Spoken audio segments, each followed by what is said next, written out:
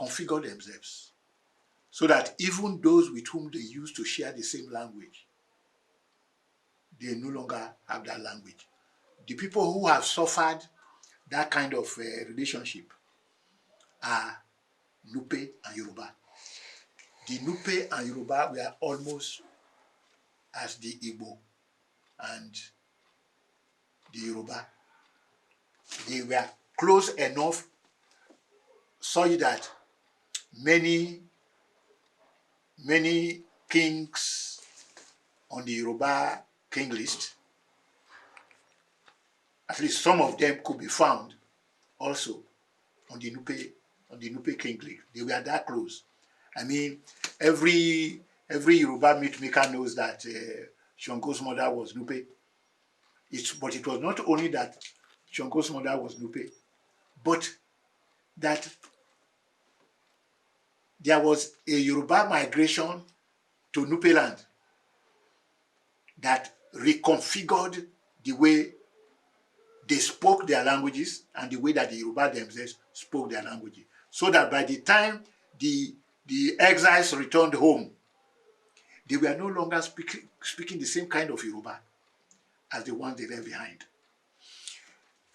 Remember that during the various migrations that arose from that civil war situation in Ife, they scattered in very many parts. They migrated into Bariba country and such places across what is now a Nigerian border to westwards, and it required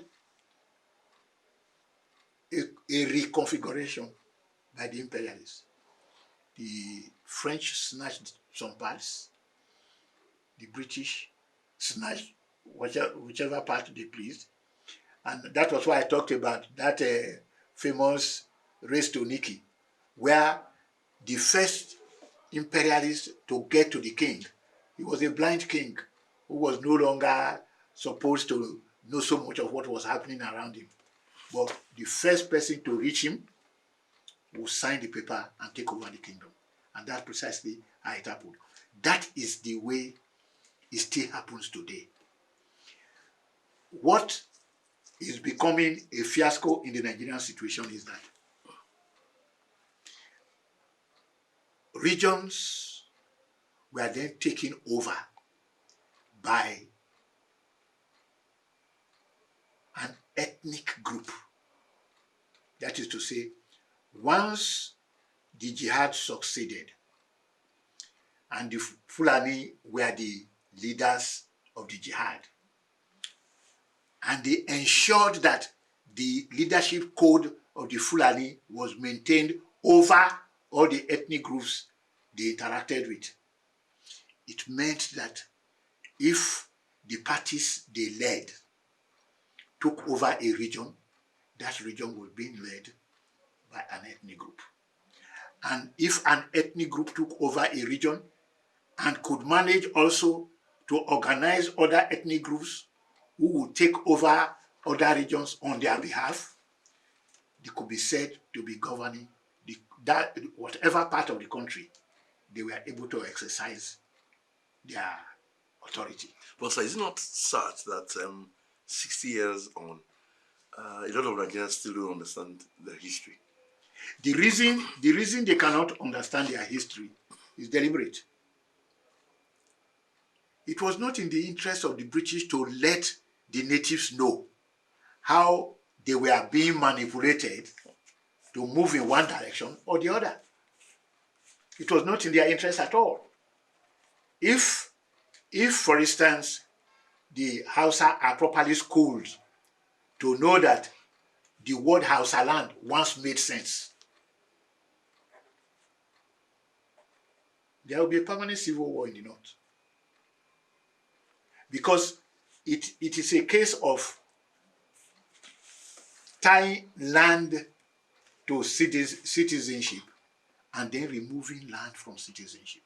The British sanctified it by law so that you may be a child of Hausa land, but No, you may be a child of Hausa, but you are not related to land. You are not a child of Hausa land. Some have even worsened the anthropology to the extent of claiming that Hausa is not an ethnic group. It is a rubbishy kind of anthropology. It is like saying that the English are not an ethnic group because virtually the whole world now speaks English.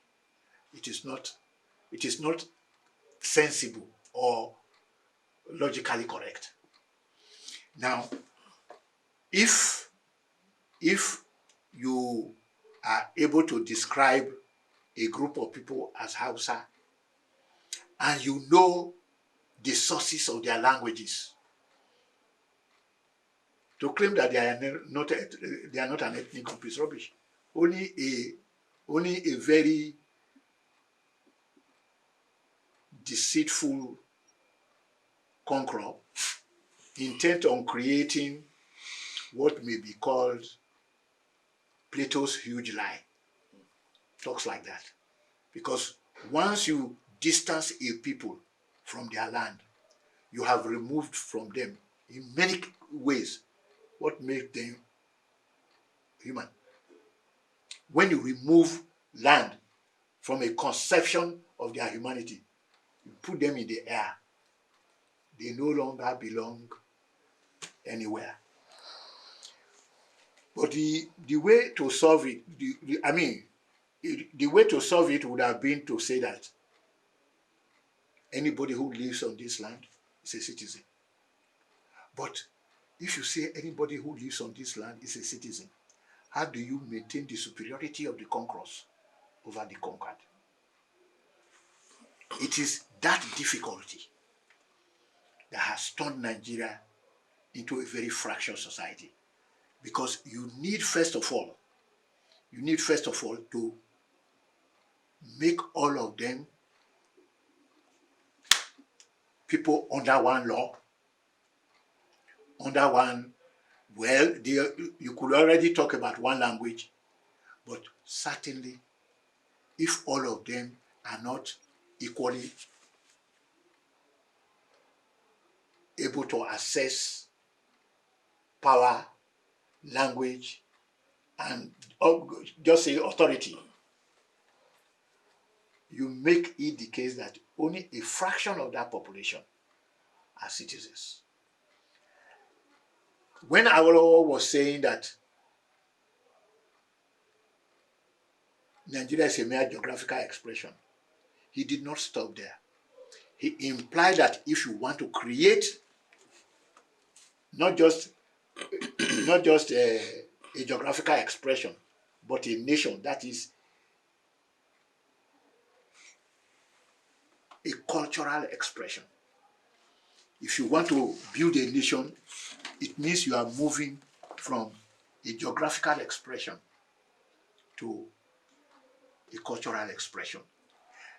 How to move from one to the other has been the primary question in the Nigerian argument. Another way of saying, as I would have wished, every Nigerian must speak one common language. The English provided it. And if English language provided it, it meant that the speed with which all Nigerians will speak one language will determine whether they are common citizens or a divided people. The idea of common citizenship could only be properly maintained if you made education rigorously fast, so that the interaction and communication between the Nigerian in Sokoto, in Maiduguri, and Calabar, and Lagos, or anywhere in between, will be based on a common sounding board. Somehow, the British could not have wanted that. I mean, if all Nigerians speak one common language, it means we will interact so quickly, we will drive them out in no time. So it was not in the interest of the British for all Nigerians to speak a common language quickly, they could not have supported free education at all levels, as Awolowo was planning. So it means the British didn't like Awolowo. The British would never have allowed Awolowo to become prime minister, no matter what he did. They would have created the kind of problem they actually created in the end. Because you see, first, if you give everybody education, it means we would become like the British. I mean, the Awolowo position was simply give all of them education in English and indigenous languages, equalize the basis of knowledge between the colonizer and the colonized, and let the whole world compete. If you did that in Yoruba land, and you did it in Igbo land, and you did it everywhere, where we all can speak our different languages and still speak that common English language, you will lay a basis for British irrelevance. And no colonizer does that. Now, where they succeeded was that they wanted to use Hausa language and Fulani power to take over so much of the north, and if possible, so much of Nigeria. But they did not want it to be an accession to power and authority that made all Nigerians common citizens. If you were all common citizens, then the British were already dead. And they did not want that to happen. Very many Nigerians have been fighting ever since to help their own version of the British argument. Look at it from this angle. Some will tell you that, I mean, all Nigerians are one, and therefore those who talk about ethnicity are the ones disrupting our movement towards nationhood. That is not true. You must respect all individual ethnicities in the process of building your one country. If English was the fastest growing language in Nigeria, and all Nigerians were having access to it by official British imprimatur, it meant that if you gave it to everybody with speed, you will beat the English at their game. So our program was beating the English at their game at that level. And what would have made it even better is if we did not only speak English as a colonial language, we would also speak our individual ethnic languages. That was happening at the beginning. The British themselves encouraged it because they needed it to be able to interact with all the various groups. But you see, what would even have been better was to make English a truly common language. Now, if you made English a truly common language, you were not likely to have the Fulani in prime dominance, because it was by using Hausa language that the Fulani could dominate other ethnic groups. So that when the British encouraged the spread of Hausa language, they could only do it by spreading two formalities. One was that the language would have to be Hausa, but the governing system itself would also have to be Hausa, because the Hausa virtually inherited the old Habe tradition of governance. And it was a case of having a governing system that was Hausa, a language system that was Hausa, but commandeered by the Fulani, who no longer spoke their languages, except within a cultic hierarchy that was just their own. In other parts of the country, it was the same problem. First, there was the case of the Igbo, whose elites were sometimes ashamed to call themselves Igbo. If you want to rise in the world, you rise with the rulers. So the Igbo could not write themselves as Igbo. They were Igbo, because that's the way the English will pronounce it. It took some time for an active nationalist group among the Igbo to tear that rubbish of trying to make Igbo sound Igbo. You see, what was actually happening is this. There were Igbo people who felt that they were different from other Igbos. And it helped them. It helped them to be the leaders of thought. And being leaders of thought, they could afford to be different kinds of human beings. They tried it, but politics ruined their project, in the sense that you could not become a politician if you couldn't speak the language of the common people. And if you wanted to speak the language of the common people, you had to learn to speak it. The Igbo were forced to become Nigerians, first by the fact that they had to travel across Nigeria in the way the Fulani were traveling across Nigeria. The Fulani did not begin to take over the whole country as the Igbos did. The Fulani in the north traveled everywhere in the way the Igbo traveled everywhere across the country. They applied exactly the same format of migration in taking over their environment. They had the right to, just as the rest of us had the right to own our country.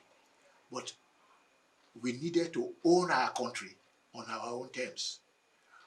They and us were not owning our country on our own terms.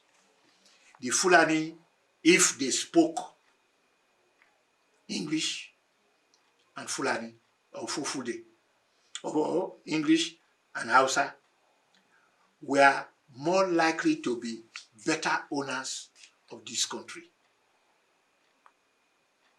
if we could interact at all levels on the basis of language and governance principles. But the governance principles they applied deliberately excluded the majority.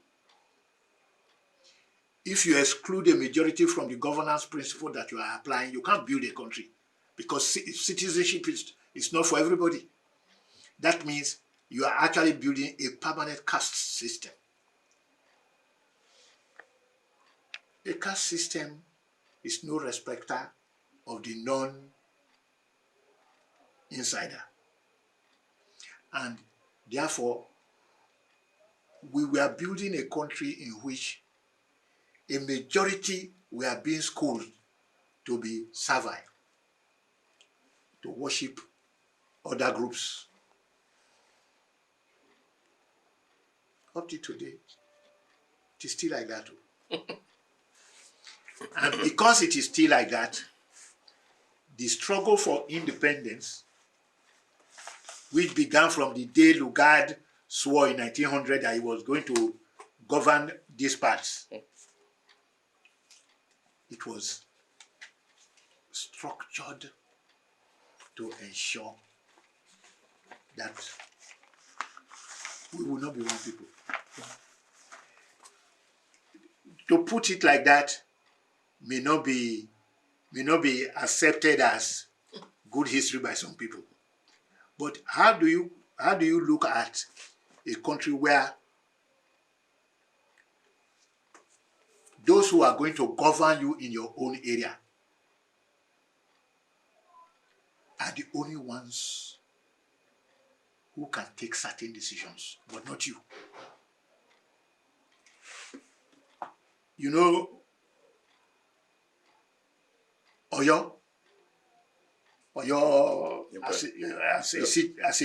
a province or city, was almost like that.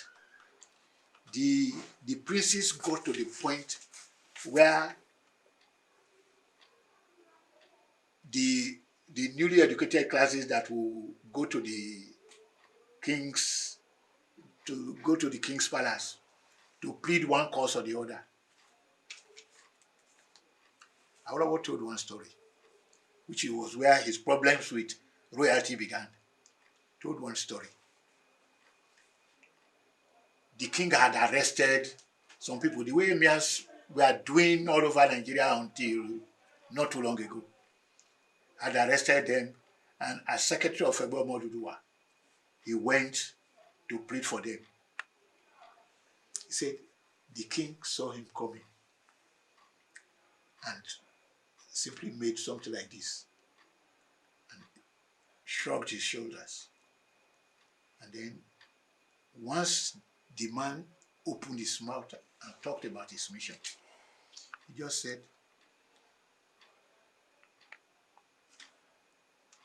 your God has saved you. That the world has changed. Otherwise, I will not be nice to you. I will lock you up with those people whom you have come to plead for. And nothing would happen. But you are our secretary, because he was secretary of Egbo Omoduduwa. But you are our secretary. So I will let you be. You know, when that king died, Awolowo wrote a piece in West Africa magazine, in which he talked about the structured ways in which those obas commanded their communities. Many emirs still do so till today. They do not accept their fellow citizens as citizens. And the rest of us are supposed to adopt that as a 21st century mode of governance. No. It may be happening, but when you look at the way corruption, roguery, blatant roguery is being excused across Nigeria, it is because we don't have common code of governance and we don't have common law. To create common law for Nigerians is a goal that should not depend on which part of the country you come from. We will sit down, we will debate it, we will argue it until we agree on a common law. Those who say that they must impose a religious law have to convince the rest of us how to ensure that every Nigerian will be treated right by whatever law they choose. And where the law does not fit, the law must go. The real debate in Nigeria, therefore, follows that old pattern.